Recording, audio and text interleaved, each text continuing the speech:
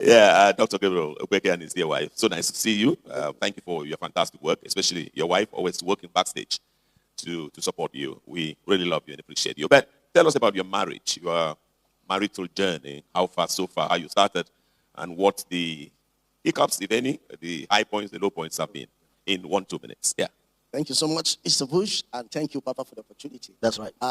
28th of April this year made our marriage 18 years. Whoa. Right. 18 years. That's Whoa. right.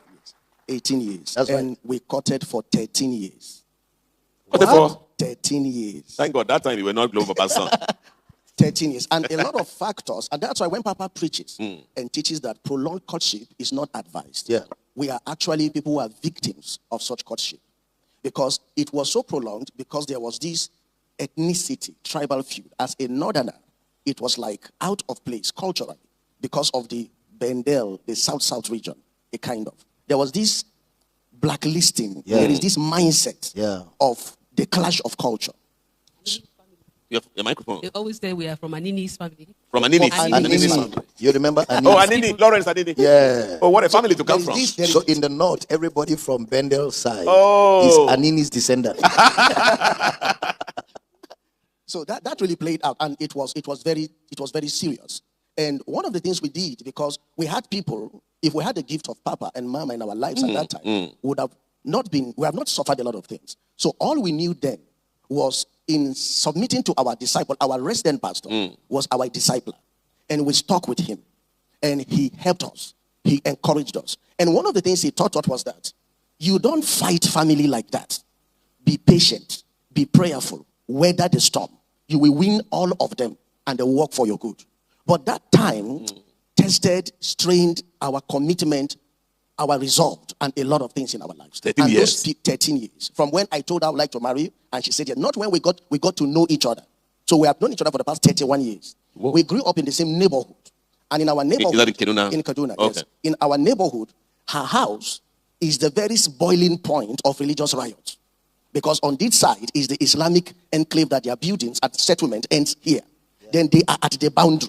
Yeah. So anytime there is a face-off, the war happens there. That means, Dr. Gabriel Okweke, you have always been Global Baba's son, even though you didn't know Global Baba. You're always troublesome. Because why is it only that place you went to look for a wife? Why didn't you get a wife somewhere else? Exactly. Why? Why not another side? Why not another side? You know that side is a problem place. You went and took your head. I sat there. So that is the basic thing. So we had all that happening. But God helped us. We came through that. And we weathered the storm. 13 years. 13 years, yes. And all that happened. Now, one of the things Papa is sharing that is very important for young people is that you must have somebody you look up to. Yeah. The testimonies we heard from the first panel of the first day, then Pastor I.G. Query and the people who've been receiving here, shows that it's important to pay attention to a source of doctrinal persuasion and one who brings you edification. Absolutely. That you are not open to everybody, because we live in a generation that, as Papa said, do not understand honor. And as a result of that, we growing up, most of our influences come from, let's say, 20, 25 to 30 people. Father, mother, uncle, aunt, then brothers, sisters, and people in the neighborhood. But this age, we are subject to 3.1 billion influence on social media. Absolutely. So there's a lot they have to do to fight distraction that comes from the world. Now, and that is the basic foundation of how we actually began our journey in life. Let me take Madam off. You're a lady, a beautiful woman. I guess growing up like that, there were other men. And then you were stuck with one man for 13 years. Why didn't you run away? Or did you occasionally, were there occasions you felt like, no, it's not him anymore? That's right. Yeah, thank you, Papa, for this opportunity, Mr. Bush and Mama. I had a sister, Mrs. Balogu, SLS Balogu. She raised me. She's a woman of God. She always stood by me. Even when nobody believed in our relationship. Nobody believed it. Nobody. Only her. She would tell me, I have been married for over 20 years, and I can tell you where you will find peace. Wait for Pastor Gabriel. When people come to ask for my hand in marriage, she calls me inside. I say, they came to ask for your hand in marriage. Don't go. Don't agree. Wherever they came from. So the one that really troubled me was one that came from Germany. And abroad. He's from my place. And this one was just backyard. That's right. That's just there. Yes. And he was from my village. And that is what my people wanted. That's right. So they put so much pressure on me. And I said to them, Germany, America is not heaven. That's right. I want to do the will of God with this man because we've been in the will of God all our lives. He is the only man my parents believe in, my sister and her husband believes in, that when he comes, they will just call me. They call me IZ. That means Izogele. It's my native name. They say, IZ, get ready, Pastor Gabriel, so that you can go for evangelism. They will never say that to any other man. In fact, they used to hold us where we grew like a caged house, very big. We don't see outside. Once you start at the gate, what are you waiting for? What are you doing there? So you rush in. So he's the only person the door is always open to him. So He took entering advantage into a of the relationship door. with him was war. And Daddy would say, I asked you to go and do the will of God with him, not to date him. What took you to that point?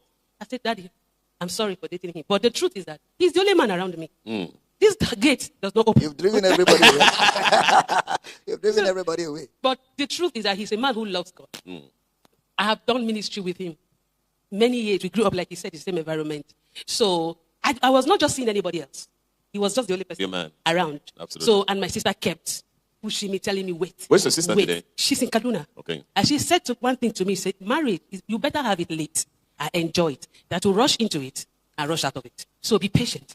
So we were patiently waiting and waiting. She discouraged me from a lot of men because growing up in a pastor's house, you are exposed to a lot of men. But me, I wasn't seeing them. Absolutely. Yeah, I was seeing only him. Absolutely. Okay. So Okay. Yes, what ma'am. kept us. Mrs. Christy Opeke. It's also good, and we should be thankful to our spiritual parents for affording us opportunities like this. Because me, I just see both of you guys look great together. You never know the story. It's never mentioned in these 13 years. Because I was wondering, as an old man, I would have wondered whether I used something to tie you down. And No, at hold the you point, there. they thought we had a blood covenant. Yeah, they were Absolutely. asking that They question. were asking that question, whether Okay. we took an oath of blood Yes. and all that. So Absolutely. Okay, so my next question, in the spirit, is looking like Daddy wants to They've overtake been me waiting and be for asking you. the questions. They've been waiting for you to see a vision. Okay, so I'm now wondering, ma'am, his movement to you. I think that's another high point we need to discuss. You're doing well in Kaduna, and suddenly it says, I'm moving to you, as he has moved. And then you followed. Did you disagree with that movement? How did the family, generally the children, everyone, how did they look at, how did they take that decision to move? Yeah, when he called, we were supposed to come for homecoming 2021 with the children, just to see him, because he's been around since 2020. So, like 2 weeks into homecoming, we are like 2 weeks to come for homecoming, and he called me and said, honey, when you people come, you are not going back to Kaduna. I said, just like that. He said, yes. I said, okay, no problem. Because me, I'm that woman that believes that Baba has start to be corrected. Yep. The will of God for my husband automatically is the will of God for the Absolutely. family. Absolutely. That's what I believe. Absolutely. Even if I don't believe in what he's doing or what he said, I believe in him. That's right. That's what I do. I don't question him. What is God? Is the will of God? Let's jump do into it. Absolutely. That's right. So along the line, I believe some backfires, some succeeded, but it's part of my submission to him. So it did not cause any problem. The only thing I thought of, going to you and I start all over. Yeah. Again, because he told me we are going to start all over. I said, how do we do with our property? He said, call church members to go and share them, should distribute them. That's right. And that's what we did. We came with only our bags with my children to Uyo, and we started life all over again. And we are not always afraid of starting all over again because Papa has said it several times. Because we don't know where God will lead us anywhere right. tomorrow. That's so it wasn't a struggle You immediately. know, with people like you who are from Kaduna. You're from Kaduna, right? Yes, sir. You're used to starting over life because Yes. of the things You that always used to burn happen your there. properties. Very true. Yes, I start we're always again. losing things. So that is very good. And so how far so far you're 5 years on? Oh, awesome. When I came first, it was not funny. The heat, the rashes. Papa said something to me. She just calm down. Just give it 3 years. And in 3 years, truly, I started seeing Absolutely. changes. Yeah, And you even so look like we a are new good. woman now. You look like that's a new woman. And any other thing you want to quickly tell us? Before we go to Daddy? yes, seriously, because there's a lot to say. Absolutely. Say that. Basically, you find out that in the will of God, one of the things that actually stood out for me is Papa says it all the time. In serving God together, I could see a God-crazy woman. I could see a woman who had abandoned her will to do God's will. That's right. So I could, and she has very strong spiritual perception. Before I could even tell her, we had, long before then, before the lockdown, I'd had some nudgings in my spirit, and I've just been praying.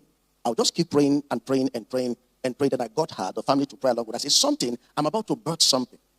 I know when there is a turn in the calendar in my life, in my walk with God, and she's sensitive to such things. So I began to pray. Out of the blues, the supernatural connection with Papa came.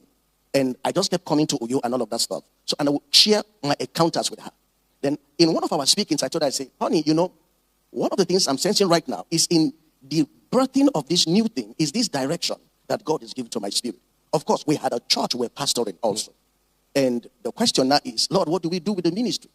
So all of these were things, apart from physical things we had on ground to deal with. And in talking to her about it, the Lord ministered to her, say that is still my church. And that is still the work you are coming to do on a global platform to make greater impact with the man that is your spiritual father.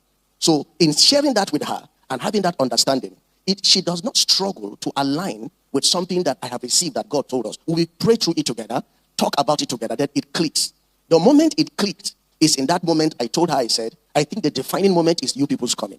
Because when you come, there'll be no going back. She said, okay, if that's it, okay. And she said, I think I'm positive with that. And she had never resisted me in anything I had said. God told us, because from the beginning, we had been walking by the Spirit, do evangelism together. We almost even died together. Yes, we had some very dangerous situations in northern Nigeria where we almost died together. We almost fell into a gorge that would have died because it was so deep. We went on follow-up, evangelism follow-up. We're then mounting top. We have been doing a lot of stuff together. So she knows and she believes in the leadings of God in my life. And she knows I'll not lead her astray. So she could easily believe me. So when I told her that, she said, yes. I walked to the Papa's office. I told him, I said, when they come this time, they are not going anywhere. We have come to stay. And that's how the story came. And we are used to starting afresh, then building and facing the future with this rugged, aggressive faith. If you are raised in Zaria, in northern Nigeria, of course, you see the kind of person Papa is. Absolutely. You are raised that way. You are raised rugged. You can dare any devil. It's the life. It's my life. Yes, of course, because death is not new to us. Absolutely. Because most of the time, it's either you kill or be killed. You see people slaughtered. We grew in such a hostile environment. So we're used to packing up. We're used to our churches being burnt down, and we live in the rubbles of the church and worship the next Sunday. You don't deter us. So for us, ministry is like something that is next to our nature and a culture we are born into. So we can take off, pack off, and start over anywhere. And it has helped us in pulling along with it. And it would only be the gift of God, of her. And I could also say also that because of her, I could do ministry and not be under pressure. I'm not under pressure because of her. Because that's the basic thing I enjoy, having her as a major support for ministry. And finally, one of the shocking things is that when we had some discussion with Papa and Mama, I did not know that she had planned to make me an offering unto Papa. So she told Papa right here. Very true. She told Papa that I have handed him over to you as an offering. Very true. I said, you didn't tell me you would have carried the rope when we are coming from home. I'm tied by neck. I said, this is the man. Very true. For the offering. Very true. She's that woman. So she allows me to serve God, and she's rugged about that. So I'm not scared of the home front and the children and the boys and everybody. She just got it all together. Coupled with the fact that she was raised in a setting. She understands family, how to raise up children, because it has been her experience. For me, I'm a sweet guy. Absolutely. So I've been all of that stuff. So that balance is helping my life right now. And that is just a good test. Okay. Fantastic. Absolutely. Good after. Used to practice in Kaduna, but yeah, looks like the time is coming for that now. The basic thing is that in the season of the workings of God, you find out that there are things you give out as consecration and do other things. That's right. It's like following Papa around the world. You see, for me, that's the way we're raised in ministry. It's part of the culture in northern Nigeria. Absolutely. If we want to serve, we want to be Sacrifice of loyal. things, yeah. We are loyal 100%. Absolutely. Now, I want to do ministry by the timing of God's call now with our father, Dr. Abel Davina. I can't do this and that. I can do business as we are doing now and other things. Absolutely. But so a CMD needs to be present. You can't have it both ways. Absolutely. So you have to give up something and get a new stuff, as Papa has taught us. So we're into businesses. I know area market very well, Onitsha market. I've done a lot of business. So we are still doing business and other things, and that has helped. And that has become the portion. Okay, 0707-913-9558. If you're looking for ways to reach Power City International, whether it's for prayers, whether it's for counseling, whether it's for discipleship training, whether it's for campus locations, daily devotional, just about anything Power City International, these are the numbers you should dial. People are even waiting to pray with you, even right now. 0707-913-9558. 0707-914-0493. 0707-914-6084. 0805-238-3292. 0812-190-2795. 0812-366-2811 and 0816-434-1466. Those are the numbers you need to call if you want us to pray with you, even now. Okay.